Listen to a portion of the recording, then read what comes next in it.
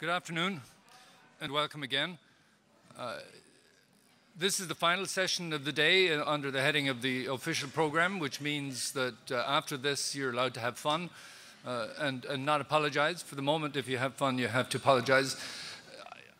I'm kind of reassured in a way by what I see in front of me. This morning at breakfast, I was slightly disconcerted by the fact that the tables filled in from the front. And that was not my experience as a student. I've always liked to sit at the back whenever possible. I know it sat at the front only when it was absolutely necessary. I see that during the course of the day we've worn you down so that now I notice the tables all filled in from the back and gradually moved towards the front. And some people, I think, hedging their bets, something our game theorists could talk about, are standing at the back on the off chance that, you know, life could be just too much to bear and they'd be forced to sneak out. But rather than embarrass them by forcing them to sit up front, I'm going to ignore them completely, and I recommend that you do the same. So our final session is on a topic of great import to the world at large. I'll read it to you. This will be the last thing I read to you today. It says, "The future of U.S. nuclear weapons, establishing sustainable security policy." And I'm delighted to introduce as our keynote for this session somebody whom we know well at Harris, Congressman Mike Quigley of the 5th District of Illinois. Mike is a graduate of the Harris School program, although before the name Harris was associated with it, has an MaPP, which he has put to good use over the last couple of decades, 2.5 decades, I guess. He's one of the few people who has experience of pretty much all the layers of government that we have here in Chicago, having started his career working for the alderman of the 44th Ward, moving up or down to be a member of the Board of Commissioners of Cook County, and then taking over from someone in the 5th District whose name we are beginning to learn to know again, Mayor Rahm Emanuel, who was his predecessor in the 5th District. We're not sure if Mike intends to come back and oust Rahm at some stage or whether he will simply take over the presidency of the United States in due course, but it's obvious for a young man that he has a long way to go still, and it appears that every decade or so he makes a move to an ever larger realm and eventually may indeed rule the world, I guess, is probably what we expect to see from Mike. Mike has a very distinguished record in Congress and indeed here in the city and in the county in fighting for things that I believe in. Happily, he believes in them as well. I don't think he hasn't consulted me on any of these issues, so I don't think it's entirely my doing. You have in front of you a short bio of Mike, which, should you wish to read, you may. If you don't wish to read it, that's your loss, and we will try not to agonize over it. So I would like you to give a warm welcome to our keynote, Congressman Mike Quigley. Mike. Thank you.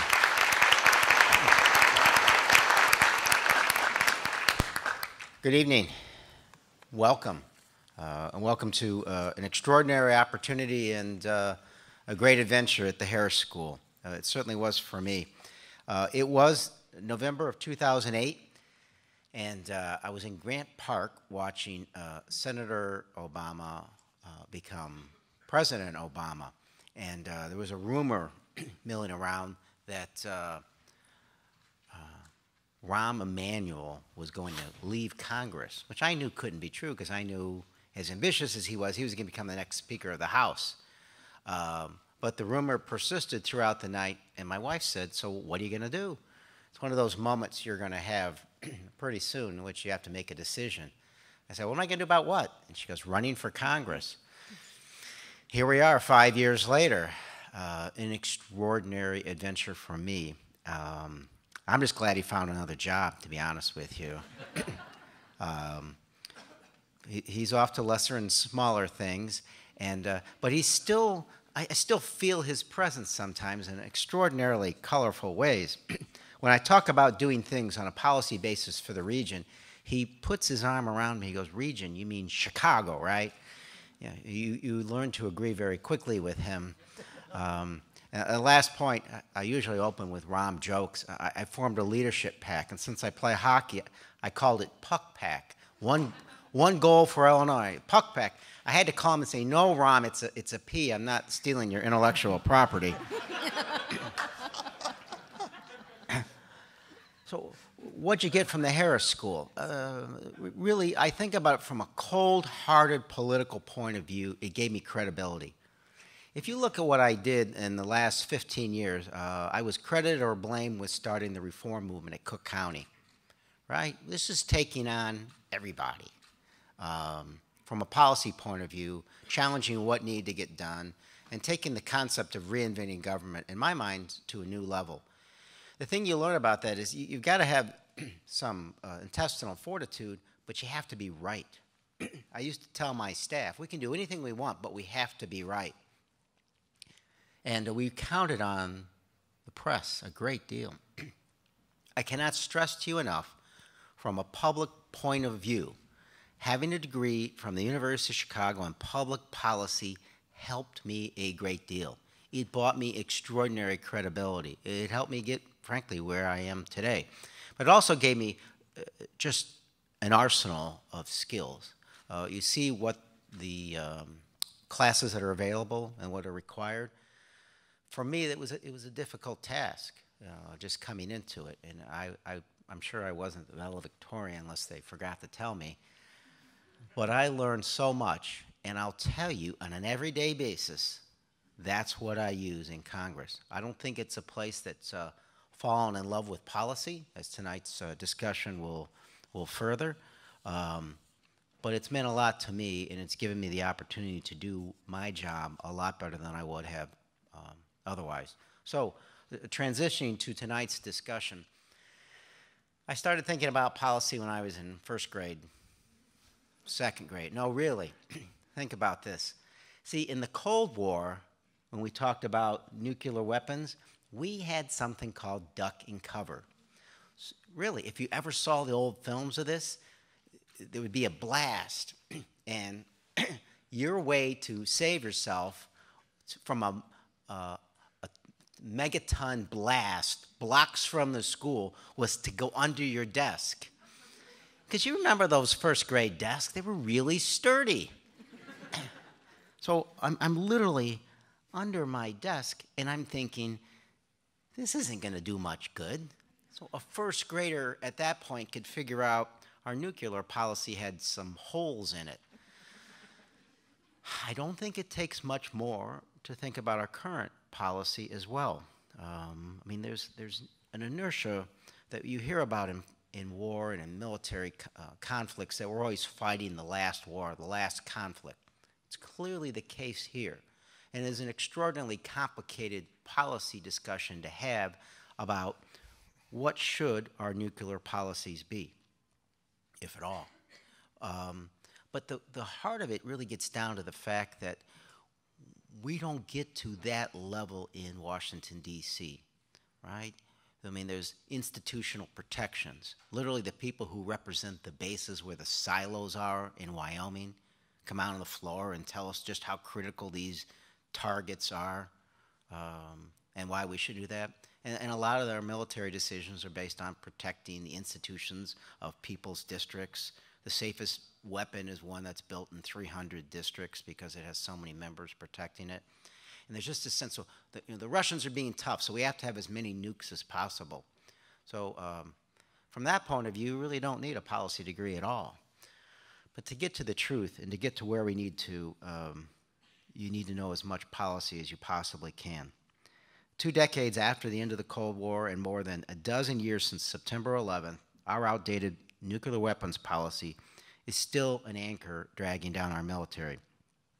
And again, despite the aggression that you're seeing by the Russians in Eastern Europe lately, it is still, nuclear weapons are not the threat, and there is no threat of large nuclear conflict. It's not that I'm not a member of Congress who doesn't believe in military spending. I am. But we have to focus on what actually keeps us safe. And the current investments, which are going to be extraordinary, they matter less and less for our national security. Let me give you a few examples.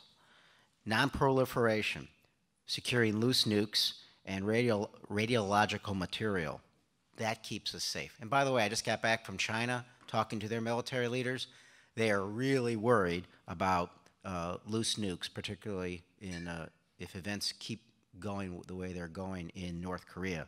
Anti-terrorism activities, combating the non-state actors hell-bent on doing harm, doing things like that, that keeps us safe. I live a block from where a young man put a bomb that would have been 4 times bigger than the Boston Marathon bomb in a trash can, Clark and Addison, during the Dave Matthews concert. Through good police work, this was found out and he was foiled, but he thought he was putting in that trash can at midnight a bomb 4 times bigger than the Boston Marathon bomb. Stopping him, that's the kind of things that actually keep us safe. Preparing for and protecting us against cyber warfare, that keeps us safe. I've been on that last one, very up close and personal, again, in China, and talking to our allies there about these issues and what they're trying to do, and the recognition from our military and our computer experts on what's taking place from a cybersecurity point of view. And by the way, what's the most common question? I'm in China 8 days. What's the most common question I get from their military leaders, from their academics, from their students, from their businesses? Is House of Cards real? After a while, I just sort of went with it, you know, because they're selling bootleg tapes of the thing on all the streets. I said, sure, I pushed somebody in front of a subway just last week. But under this budget environment, it matters even more. I mean, the overall pie is getting smaller and smaller, so we can't limit ourselves to thinking about traditional defense items. You see, for the first time, real panic in the Department of Defense, because, folks, the Tea Party folks aren't the traditional old right. The old far military right, you could count on them to build the biggest army possible, and you couldn't never spend enough, right? For the first time, the hawks don't have the Tea Party as an ally, because they are pushing forward, and the sequestration, which is still looming there, and will still affect cuts from the military this year. So for the first time, the Department of Defense really has to prioritize, and I think this is where they should begin. So I continue to ask my constituents, what actually keeps you safe? I put in some amendments just a year ago, by the way. Kudos to my staff person who helped get this ready and did those amendments, Mike Berman, a University of Chicago alum. We almost passed them in the House, but the fact is they cut it back, the budget on the B-61, down to numbers that the President had originally recommended. And in the end, what happened is the Senate agreed, and through conference, we had something of a mini victory. The same time I introduced those amendments, and they failed by some close margin in the House was zeroing out grants for cop grants, right? Money that actually pays for police officers for cities to hire. So what I told my colleagues is, you guys are funding a Cold War, which no longer exists, while in my neighborhoods, we have a hot war going on, and people are getting killed on a weekly basis. It's very unlikely that the nuclear weapons we are paying for in Eastern Europe, or the silos of ballistic missiles that we keep in North Dakota, would be anywhere near the top of a list of priorities if we got to those priorities. We must remember that in these tight budget times and tough fiscal decision times, every dollar we spend to keep outdated and oversized nuclear arsenal functioning is a dollar we aren't spending on other priorities to keep us safe and secure.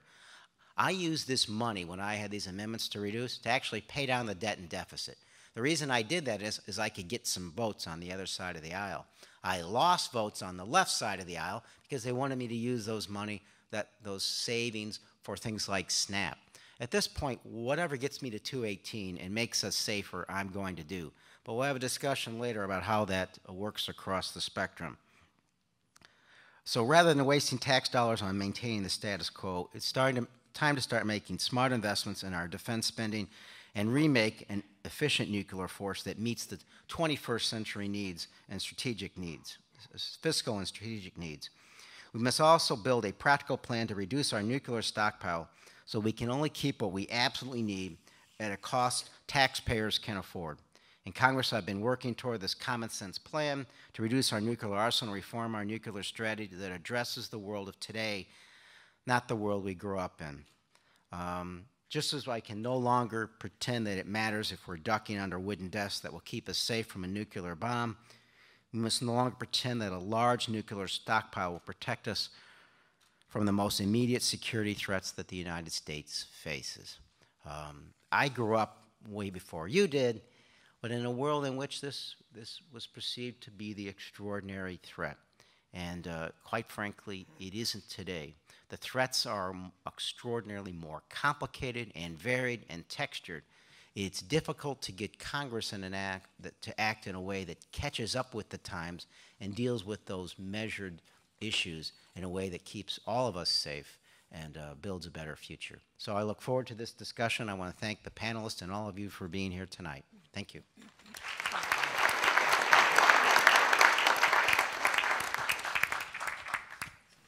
Thank you, Mike. I'd like to introduce the other panelists. Now, I will say before doing that there is one dimension in which I can claim superiority over Congressman Quigley, and that is that I grew up even before he did. And that's about all I have to say on that topic for the moment. Our panel represents a very interesting continuum of interests and views on this topic. I'll introduce them briefly again. I'll refer you to the hard copy material that's available in front of you, which I'm sure you'll want to take with you and memorize their curriculum vitae after we're done. On the far left, although I don't think anybody has often said that about you, Bob.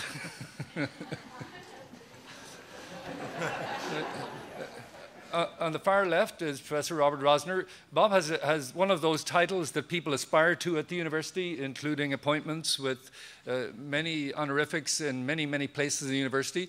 The key here is that he is trained as a physicist, but rose above this to become a real policy person and was director of Argonne National Laboratories for 6 years, I think, Bob. And during that time, came to realize that in order to be effective at scientific, or for that matter, nuclear policy, it was necessary to know more than science. And we're delighted that Bob is co-director of the Energy Policy Institute of Chicago, which is joint between us and the Booth School, which is an entity that tries to bring together these two different perspectives on the issue, without either of which we would not do very well. So, Bob, welcome. Next to Bob is Kennette Benedict, who is executive editor and publisher of the Bulletin of the Atomic Scientists. You might be surprised to know that the Bulletin is actually resident at Harris School, moved in 3 or 4 years ago now, and we're delighted to have them on the premises and be part of our activities. And Kennette teaches for us as well, teaches for the university, teaches for us. Before taking over at the Bulletin, she played a very significant role at the MacArthur Foundation, one of the major funders of serious research in the US, which is actually located in Chicago. And before that, taught at a couple of institutions, a couple of university institutions. So she brings a slightly different perspective in that I feel one of the great contributions Kennette makes is being able to translate science and the relevance of science into language that people can actually assimilate, because scientists themselves are often not absolutely outstanding at that. I think it's fair to say, with the exception, of course, of Bob and members of his family, I'm sure. And next, moving to the right, although again, I don't suggest that this is ideological, we have Stephen Schwartz, who was a predecessor of Kennette's at the Bulletin, and I guess could best be typified as being on the communication side. You'll see from the short bio we have that he is involved in disseminating thought on this area in a wide variety of places, many of which reach an audience much larger than the audience reached by any academic publication. I'd like to ask our 3 panelists now, each of them perhaps to give a 90-second encapsulation of their deep thinking on the subject, after which we'll move on to questions from the audience. Perhaps start with you, Stephen, since you're closest.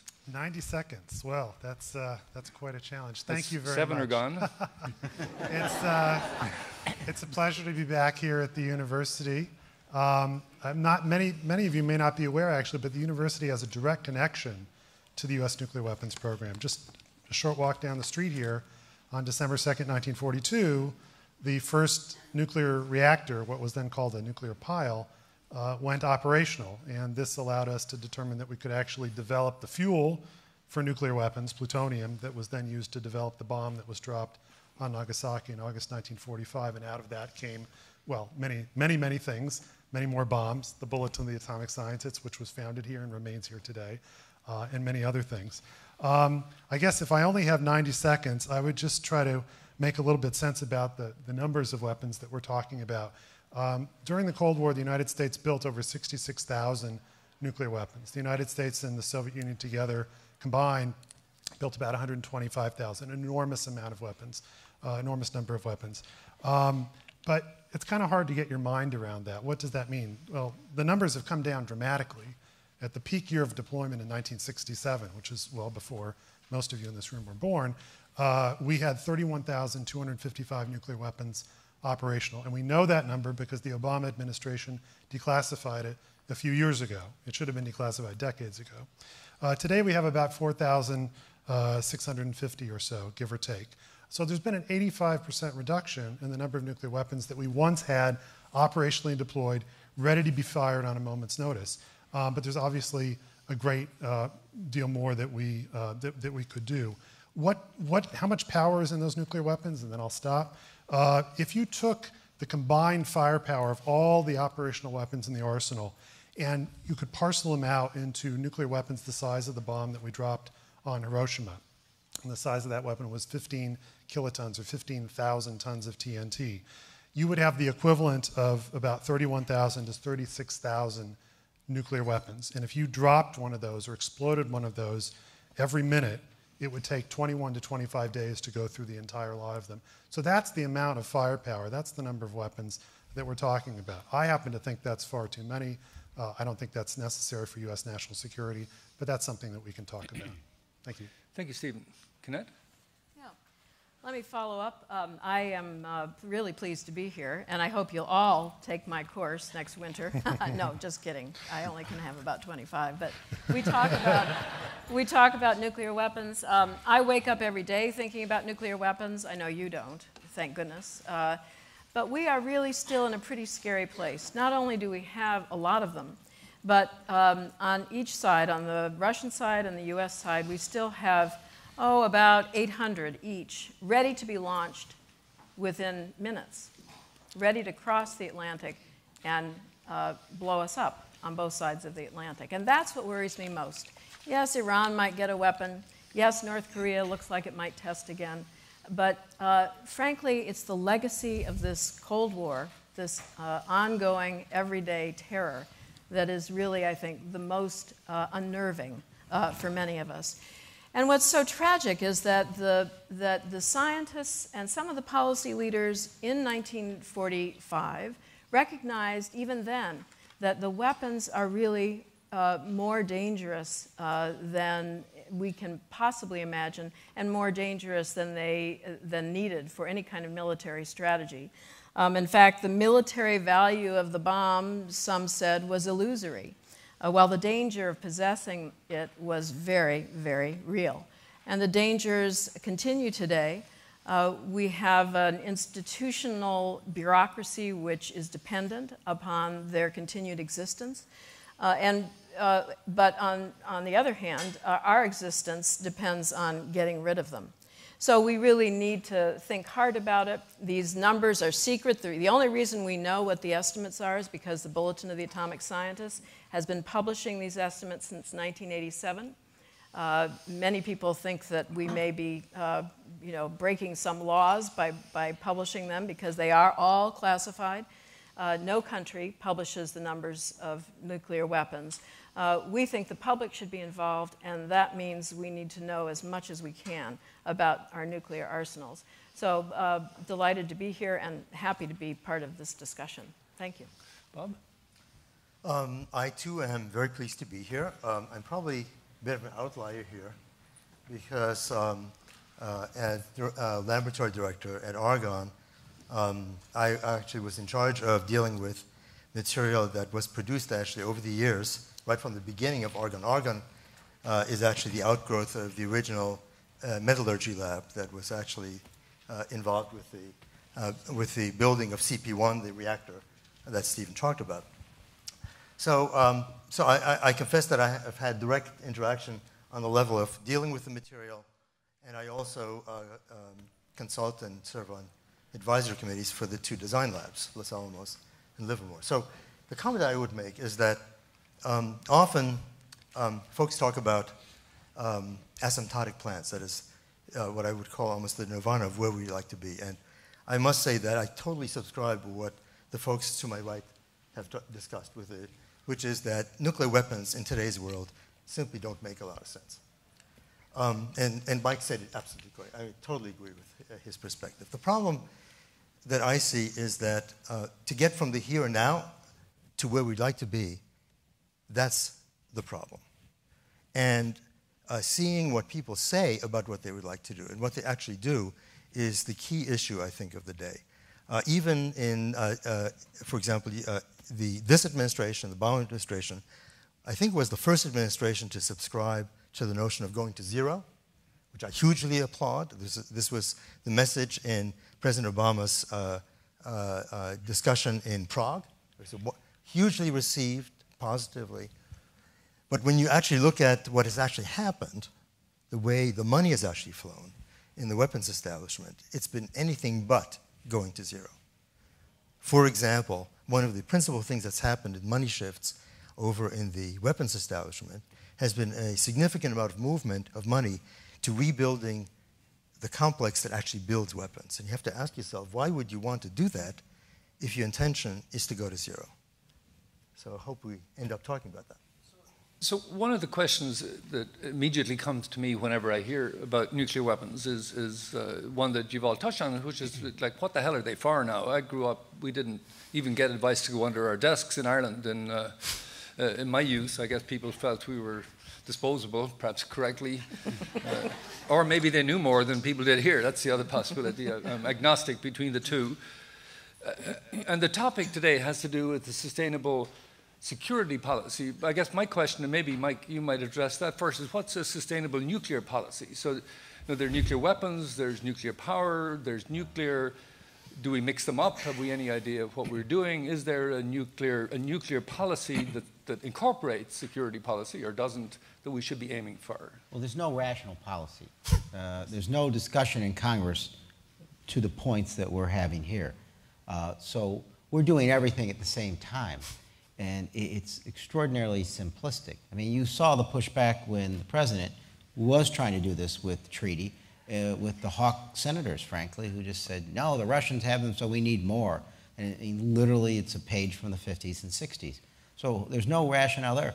So, you know, my predecessors who worked on this, attempts to reduce this, took a stance of saying, we're going to do exactly what's right, and we're going to put in measures to eliminate ICBMs, or to strike out the B-61s, right? The cost of the B-61 renovation that you talked about, for example, each bomb is about 25 million, which is more than the bomb weighs in value in gold, right?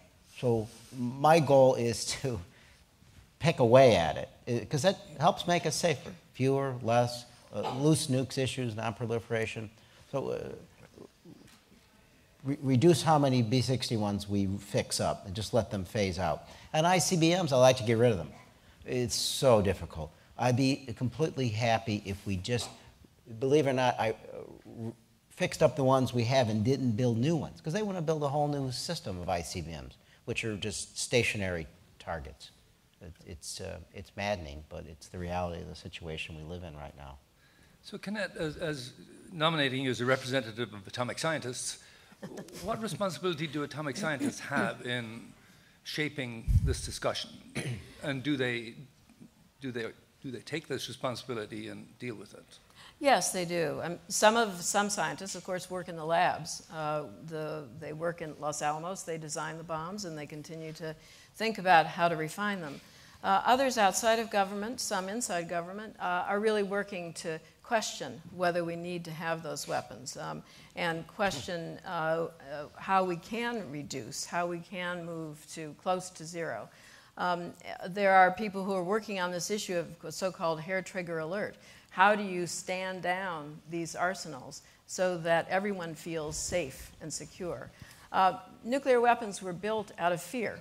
They were built at a time of war when the United States thought that Germany was trying to also build nuclear weapons. And we were desperately afraid that the Germans would then win the war, World War II. We then were afraid of the Soviets. We always seemed to be afraid. We're afraid of Iran, afraid of North Korea, afraid of China. But in this world, it doesn't make much sense. We have so much communication. We've worked hard, the scientists worked hard, actually over the years, to communicate with Russians, with Chinese, with Soviets, excuse me, at the time. And I think that those who did work hard to do that, Frank von Hippel, George Kistiakowsky, Paul Doty, many people who have been part of the scientists' movement, so-called, have worked very hard to talk and keep the conversation going with their counterparts in other parts of the world. Same with Iran. Scientists have been going there and visiting, trying to get a more rational policy. Same with North Korea. Sig Hecker, who's at Stanford, has traveled extensively there to find out what's going on and to try and convince them that they really don't need to have the bomb. So scientists have worked very hard, but they've also always wanted citizens with them. You know, this is a democracy, and they've also called on us to learn as much as we can about nuclear weapons and to bring pressure to bear on our congressional members and on others in the administration to call for an end to, or at least much more control and lower levels of nuclear weapons. So yes, the scientists have been very important, but I think we need to understand how important citizens are, too, to this question. So if we look at an example in recent months, and I'd like you to think about what implications this might have. So it's now reported that Ukraine gave up its nuclear weapons on condition that, of course, they would be supported and defended by NATO and the West. There's been a little difficulty for the Ukraine recently. It seems to be getting worse. What lesson would you, if you were Pakistan, or if you were some other country that was being asked to give up its nuclear weapons and had a large neighbor that has nuclear weapons, what message would you take from that? Or is there a way to parse this so that people would feel that giving them up is a good idea, not for the superpowers, perhaps, but for everybody else? Stephen?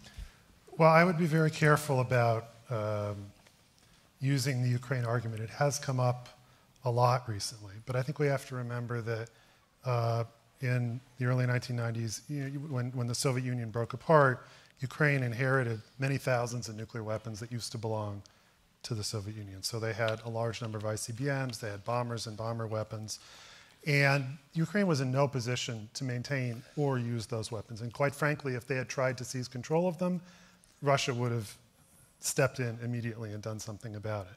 So not only did NATO and the United States being part of NATO, pledge to come to Ukraine's defense if they gave up those weapons, Russia signed a treaty that said, we will respect your territorial integrity, which of course Russia has now violated. So, nuclear weapons did not cause this crisis. If Ukraine had kept its nuclear weapons, if it had somehow been allowed to, which is inconceivable, but if it had happened, quite frankly, I think Russia would have gone in far earlier than it did. I would just, I guess, quote Gareth Evans at this point here. Gareth Evans is the former foreign minister of Australia, who wrote recently that nuclear weapons enthusiasts seem to have an inexhaustible appetite for bad arguments. Nothing we have heard in the context of Ukraine suggests that their record is improving. So I'd like to emphasize that we don't think that bad arguments are necessarily irrelevant when it comes to the impact that things have. And the fact that you're right doesn't mean that anybody's going to believe you, which might be relevant in this case. Bob, yes, Kennette? I just wanted to follow up on Steve's comment about the end of the Cold War. Really, one of the biggest successes has been the Cooperative Threat Reduction Program, which former Senator Sam Nunn and Senator Lugar put in place, which I think was probably as important as the Marshall Fund at the end of World War II, as a way of cooperating to dismantle nuclear weapons. That's what we did. That's how we've gotten from something like 87,000 in 1987 together, or 70,000, sorry, together, down to, about 16,000. That's remarkable. That is progress. So to anyone who says, oh, well, we can't get rid of these things, we have. We have gotten rid of quite a few of them. And I think it's, even though we're stumbling now in our relations with Russia, I think it's important to remember how much has been accomplished and also how much was accomplished by Gorbachev. He, more than anybody else around, brought to a peaceful end of the Cold War and began to initiate steps to bring down the levels of nuclear weapons. A lot of credit is given to Reagan. I would say most of it should go to Gorbachev. And so I think, we say, well, Obama can't do that much or somebody can't do that much. It's possible. It's possible to do quite a bit. And I think we sell ourselves short if we think that somehow it's just impossible. We can't do it. I think it's possible. I think it's very useful to think about what's been accomplished, but perhaps turning to you, Bob, one of the issues that keeps coming up for countries that don't currently have nuclear weapons and they don't have any nuclear industry is the connection or potential connection between nuclear power and nuclear weapons. Mm-hmm. Would you like to say something about how inevitable this connection is or is not? Well, I think historically, obviously, there is a connection. Sure. And I think there's no question about the fact that much of the opposition to nuclear power stems from that connection. You can't undo history. Let's put it that way. If the question is it necessarily the case that if a state adopts nuclear power that inevitably it will go in the direction of acquiring weapons or weapons technology? I think the evidence is, no, it's not inevitable.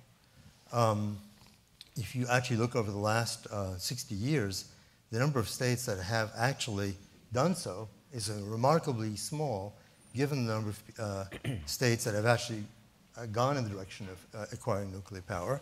And in fact, there are a number of states that acquired nuclear power that actually acquired the knowledge of building nuclear weapons, and then retreated. Countries like South Africa or Brazil, Germany. Very few people are aware of the fact that during the Adenauer administration, the Germans were in fact seriously considering, the West Germans were seriously considering building nuclear weapons. So I think the connection isn't necessarily there, and everything depends on the international regime and the ability of the international regime to actually maintain a credible deterrent. And in some sense, I think the cases of Iran and North Korea are, unfortunately, the test cases. And we have not done well, quite frankly. I think what's clear is that the sanctions on North Korea have basically been totally ineffective. So if you have a regime that is just dead set on being nasty, we haven't figured out how to deal with it. Mike, and their neighbors have a problem. Mike, would you like to comment on the feeling in Congress about any interconnection between the two? Is there? Literally, it's limited to the discussions that are taking place about Iran right now, which has skewed the process and the rational thinking about that.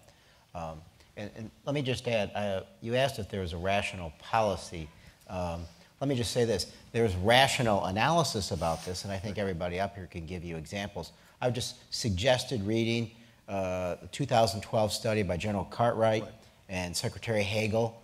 Really great stuff. We will make it available or link it somehow so you have access to it. I'd also, perhaps, if you want to understand this from the beginning and how scientists feel about this, maybe Rhodes' book about the building of the atomic bomb helped me understand this from its initial days and what it meant. And so you compare those very rational, well-done analysis of where we are and what our policies should be. If you want to understand the U.S. government or Congress's view of this, even to the point you're talking about, maybe you're better off watching Dr. Strangelove. Yeah. One of my favorite movies. Steve? Can I just take 30 seconds to amplify something that Kennette said, because I think it's really, really critical. Late last month, we marked the 31st anniversary of Ronald Reagan launching the Strategic Defense Initiative, what's more popularly known as Star Wars. And the original vision, of course, was to have a multi-layered, very sophisticated space-based defense that would detect and destroy any incoming warheads from the Soviet Union. Of course, that never came to pass for a variety of reasons. One, it never really worked. The other one, it was impossibly expensive. But I think it's worth pointing out that since the time that was launched, 31 years ago, we've spent about $235 billion on ballistic missile defenses. And if you go back even further to when the program started in the 1950s, early 1960s, it's over $300 billion. And yet we've never destroyed a single enemy nuclear weapon with all of that money. And I would argue that we're never going to. By contrast, the Cooperative Threat Reduction Program, which was launched in 1991 with a pittance of money as far as Congress is concerned, it spent about $12 billion since its inauguration, has helped deactivate and destroy more than 7,600 nuclear warheads in Russia and the former Soviet Union, 930 intercontinental ballistic missiles, 500 ICBM silos, 200 mobile ICBMs, 700 submarine-launched ballistic missiles, 33 ballistic missile submarines, 155 bombers, and on and on and on. The really great thing about cooperative threat reduction, quite frankly, is that it doesn't force you to wait until an attack is either happening or is about to happen, at which point you put all of your faith in this very expensive, complicated system and cross your fingers and hope it works. For the very first time, you turn it on and have to use it. It doesn't force you to wait. You can take care of the problem now and make sure that the quote-unquote bad guys never get the nuclear weapons in the first place. So in terms of priorities, I would definitely argue with that being both more effective from a strategic standpoint and also cost-effective. Yeah, I just want to add something to that. I don't disagree with what Steve said, but I want to add something. And that has to do with the fact that there is a kind of nuclear weapon that we haven't talked about, and that is tactical nuclear weapon. So all the discussions that we've had so far are about strategic weapons. Those are the ones that sit on the missiles that are in submarines, the ones that sit on top of the Minutemens, the ones that are flown by B-52s and B-2 bombers. Tactical nuclear weapons are ones that are used in place in a battle. They are not part of any of the treaties that we've been talking about, START or START 2. There are lots of them. When we talked about the number of warheads just a moment ago, those were not counted. In fact, there are many more of those than the ones that we've been talking about. And those, by the way, are portable for obvious reasons. They sit on top of deliverables. They're deliverables that sit on delivery vehicles that are small.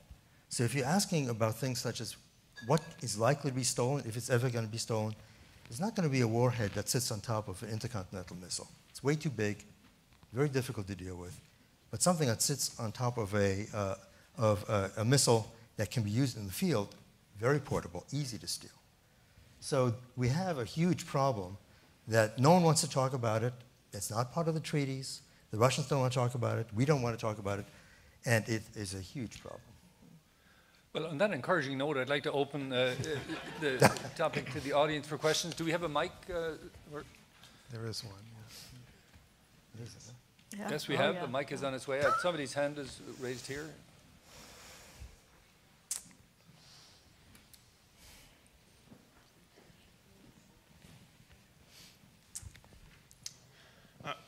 Congressman Quigley, have you advocated in Congress for the state of Israel to sign the Nuclear Nonproliferation Treaty and allow scientists to go in and inspect their nuclear arsenal?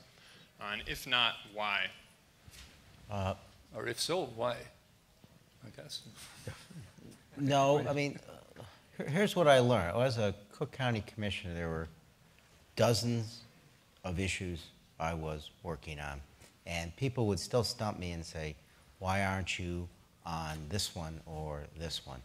And in Congress, I get hit with it, and it's a fair point, with hundreds, because there are thousands of issues I could work on. And since Mr. Markey went to the Senate, I would suggest that we are as active on this issue, nuclear safety and a realistic strategy, as anyone in Congress, on the House and the Senate. Mr. Blumenauer just introduced a pretty important bill, which I don't think is going to go anywhere. But I think we have the best chance to get to all those things. I'll be honest with you, there are dozens of elements of this that relates to all the other countries out there. There are things I wrote down today that I'm going to talk to Mike about tomorrow. So we're trying to get to all of them. It's somewhat a question of how much time we have in the day, and are we ninja fighters in some sense of fighting 50 fights at one time. There's a lot of other issues I could get to that I haven't here, and it frustrates me. And I go home and say, yeah, I should be working on that. Let me work on the 50 I have right now. I will get to all of the rest of them as soon as I possibly can. I assume the other members of the panel have not? I have not been Okay. working on Israel signing the Nonproliferation You haven't, Treaty. no, you haven't signed up for this, so we just won't ask you about this particular question. Any other question? We have somebody here.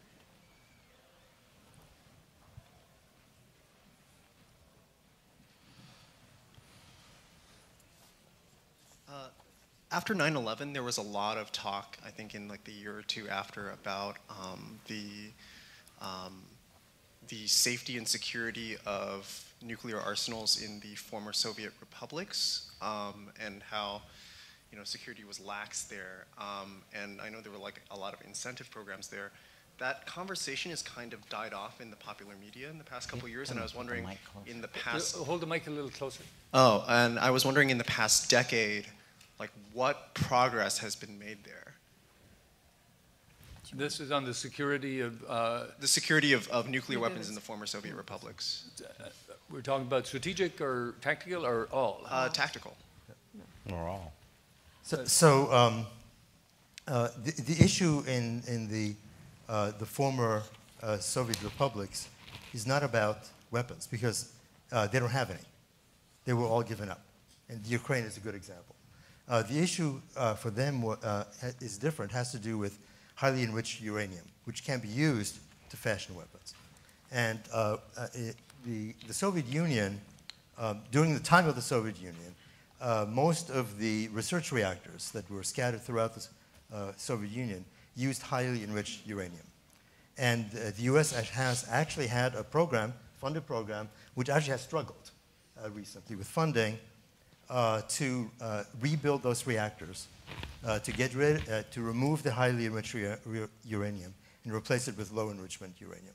So there has been a program to do that, and it's been pretty far along. So the U.S. has been active in this, and I hope Congress continues to support it, is all I can say.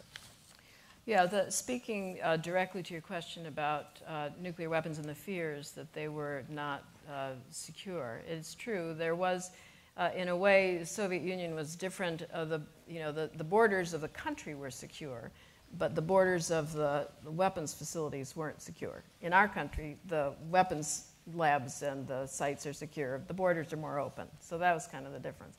And in fact, the Cooperative Threat Reduction Program really helped with that. It helped secure those sites instead of some chain link fences with a couple of locks on them. They put in place more modern technologies that would mean that people had to show IDs and get in. And so there was a lot of worry, but I think we're all pretty satisfied, and there's a project at Harvard that keeps track of it, managing the atom, and they've reported that, in fact, most of the facilities are now fairly secure. The other problem with enriched uranium is not just a problem in the former Soviet republics, but is a problem everywhere. There are 140 sites around the world with high enriched uranium still, many of them in research reactors. And there is a group at Princeton, the International Panel on Fissile Material, which tracks all of these. You can go to their website and find out where all of them are, including places like Nigeria. I actually was privileged to see that site at one point. So there are many places where this material can be found, which can be used in these so-called dirty bombs. And there is worry, and that's, again, the Obama administration has been terrific on that. These nuclear security summits have focused on those issues pretty strongly. So in a way, again, we've made some terrific progress, but there's just a lot of stuff. Just a side comment. Some of those sites that Kennette is talking about are here in the United States. One of them is at MIT. There's a research reactor that's right off Mass Ave, right by the railroad crossing, and it uses HEU. So imagine the argument that U.S. diplomatic staff has in arguing with countries that have research reactors that use HEU, say you should get rid of it, and they will say to us, why don't you? And so we do have a diplomatic problem that often we say things, do this, but we don't do it ourselves. I was just going to add that we've made a lot of progress, but it's an ongoing effort that has to be funded. And unfortunately, this year, the Obama administration's budget, which just came out, reduces the amount of money available for those programs by something like 15%, even as we're increasing the amount of money for the nuclear weapons program by over $1 billion. So there's a set of misplaced priorities there, I would argue. I mean, again, do you want to have the spiffiest, newest weapons to deal with a potential eventual threat, or do you want to spend a much lesser amount of money to deal with a problem right now that could get much worse if you don't take care of it right away? We're going to be in a budgetarily constrained period for the foreseeable future, which makes it a very interesting time to be working on these issues, because we can't get everything that we would like. The services are fighting with each other. The Navy has a new submarine it wants to build, which is threatening to sink the entire shipbuilding budget unless they can get an exemption and spend the money elsewhere. The Air Force wants to have a new bomber and a new ICBM program, both of which are going to be very expensive. And then forget all that, there's all the expensive revisions that we have to make to the nuclear weapons in the arsenal themselves that are costing, quite frankly, an enormous amount of money. And actually, I would just share this with you. Right now, the budget that the administration proposed calls for spending $8.3 billion on what's called nuclear weapons activities. And what's remarkable is that's $2.6 billion more than we spent on average during the Cold War every year, on average, when we were blowing up weapons at a great rate and building them constantly. And we're not building any more new nuclear weapons today. So you might ask why that is, and we can get into that Well, later. and let me just, I took several budgeting classes here, and when I got to Congress, I learned that we don't pass budgets. So the president's budget will never see the light of day after whoever might have opened it. But it's important because it sets baselines. It's sort of where we work from when we pass appropriation bills. And I'm an appropriator. This is where this is going to be fought out, how these dollars get spent. Do you plus up or do you cut back? But when you're starting at a number, and that's unfortunately the most disappointing part in my mind of this year's budget, were those exact numbers. You know, we're pushing upstream anyway, but you know, given the numbers that came out of that budget, it makes it more difficult. Remember, everybody should take a budgeting class, at least one, so that they'll be able to speak disrespectfully of their colleagues when they go to Congress. Any other question?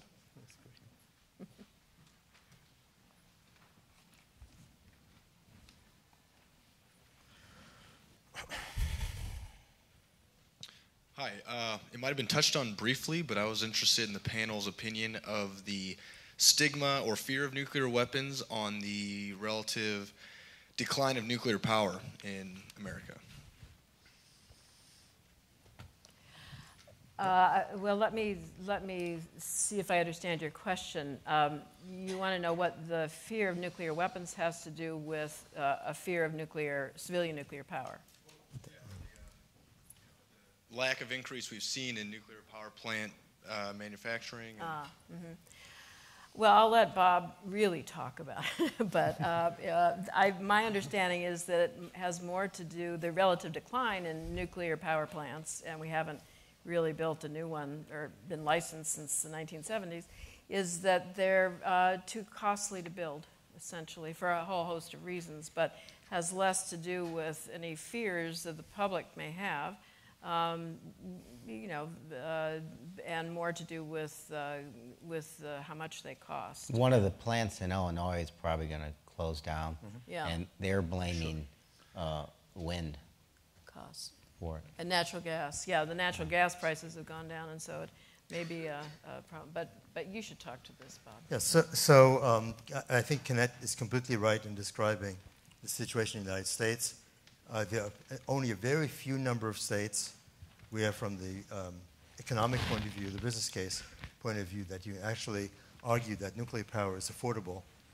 There are states in which there was no attempt to make to deregulate the internal inside of state electricity market. So in a state like Illinois, Congressman is absolutely right. Natural gas plants, combined cycle plants, will beat the cost of electricity provided by nuclear plants, even old nuclear plants. Yeah, and actually, they're blaming wind tax credits. I know, but yeah. Tax But, yeah. Wind. they are. But I think it's Yeah. the truth of the matter. It's natural gas. I mean, they have another. The utility here in Illinois is having a constant battle with the wind interests, which you're probably aware of. And so, I personally think it's just a cheap shot at them. But never mind. If you ask that question about outside the United States, it's a very different story. And so countries like China and India are going big time into nuclear. China is currently constructing 27 plants. The place where nuclear is going away, there are not many places. Germany is one, Switzerland is another.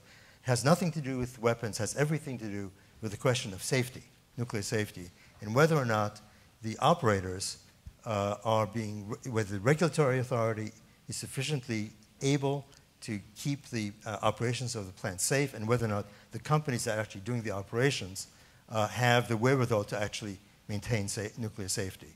And Fukushima was, of course, the key element in Germany's decision to get away from nuclear. But otherwise, lots of countries have decided to do that. In the Emirates, Abu Dhabi has bought 2 plants. They're going to buy another 2. Vietnam has decided to do that. I mean, it's really quite amazing what's going on. So perhaps the last question before we finish.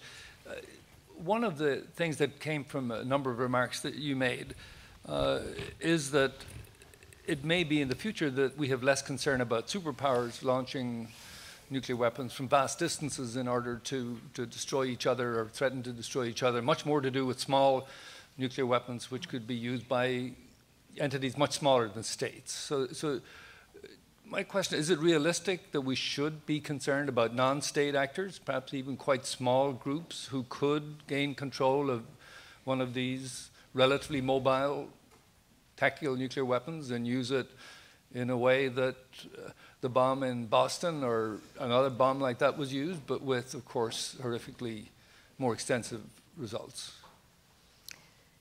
Go ahead. Oh, okay. Go ahead. I'll take a, sure we all have something to say. I'll take I'm a stab sure at we it. do. Well, U.S. nuclear weapons have various locks and security systems on them, and they're the only weapons that are deployed outside of the United States right now are about 180 or so B-61 bombs that are in 6 bases in 5 countries in Europe. And there's a debate ongoing about whether they should remain there, and it's a very expensive proposition. But the Air Force is spending even more money to protect them. In fact, just when there was the Nuclear Security Summit in The Hague just a couple of weeks ago, a Dutch peace group invaded one of the bases in the Netherlands to make the point that these bases weren't as secure as they could be. And they walked right up to one of the bunkers where the weapons are presumably stored. They didn't get inside, but they wanted to prove a point, and I think they probably did.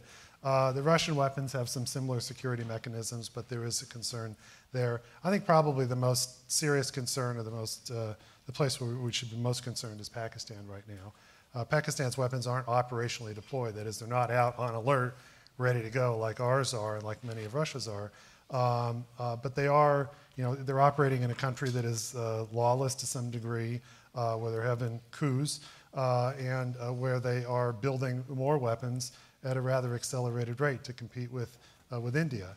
And there is, the president and other people have said, when they think about the threat of nuclear weapons, that's the area of the world that they focus most on. So that's certainly a concern. But it's not just the weapons themselves, it's the material to make the weapon. You could make an improvised nuclear weapon with a sufficient amount of highly enriched uranium, which is why we have to get it out of these research reactors around the world. So it's a matter of some concern. I don't know that it's the most serious concern, but it's up among there. Yeah, I think it's a concern, but I still focus on the really the active nuclear weapons that we and the Russians have ready to go, much larger than any tactical nuclear weapon. These are all hydrogen bombs that can kill, thousands, hundreds of thousands of people, and they're still on a high state of launch readiness. They're still mated. They're still ready to go within 10 minutes of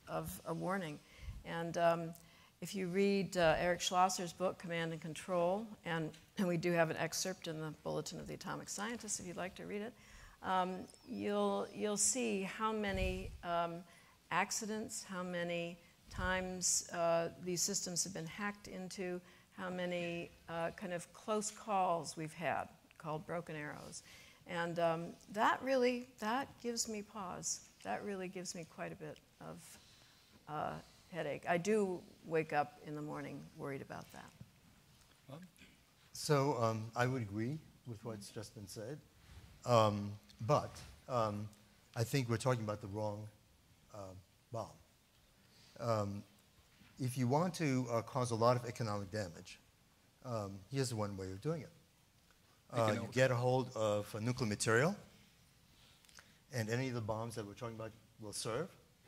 You take it apart, and you make a dirty bomb. A dirty bomb is just a conventional bomb, explosive. You can use sawdust and diesel oil. That will work just fine. And what you'll do is you'll use it to spread nuclear material through a region. For example, imagine doing it downtown here in Chicago, in the Loop. What happens is that you make the place uninhabitable. And that is the damage. I still, if we're talking about Pakistan, I think a close tie is North Korea. We've had concerns there for some time. Again, just having spoken to a very close neighbor, I'll tell you the Chinese are very, very nervous about the instability there. Right. I surmise in talking to them that they're worried about a coup, and loose nukes. Right. And so that is my new top of the list thing to worry about. I sure wish I could end on a happy note. You should still go to Harris. Let me say this. One last point. True.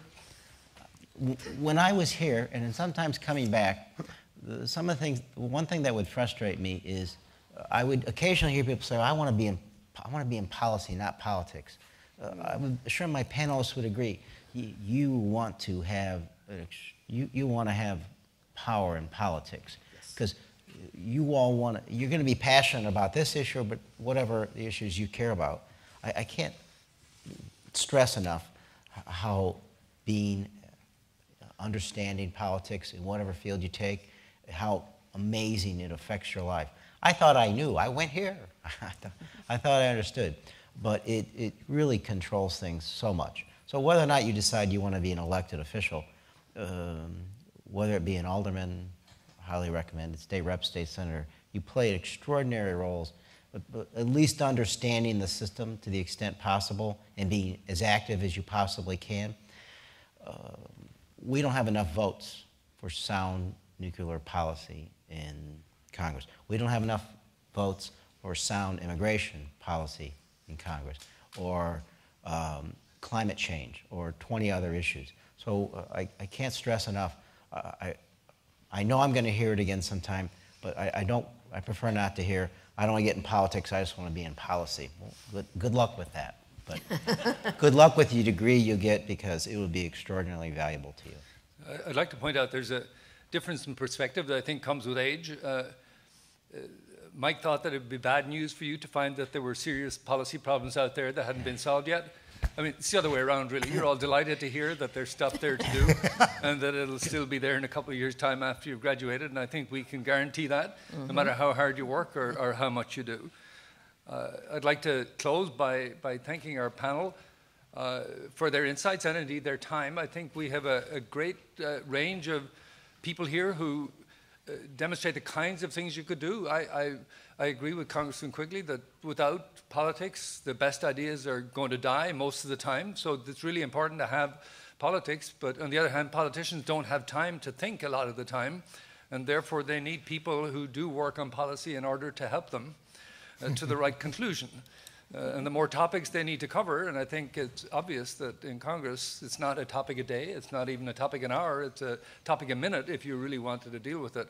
So there's room for everybody, and there's even room for scientists, for faculty, for academics, and of course for dissemination. And the ideal is that everybody should have some common ground in terms of an understanding of the context in which they're working and the kinds of things that they do know and the things they don't know. So that the combination can be so much more powerful than any of the individual constituencies on its own. So Bob Rosner, Kennette Benedict, Steve Schwartz, Mike Quigley, thank you all very much indeed. Thank you. Thank you.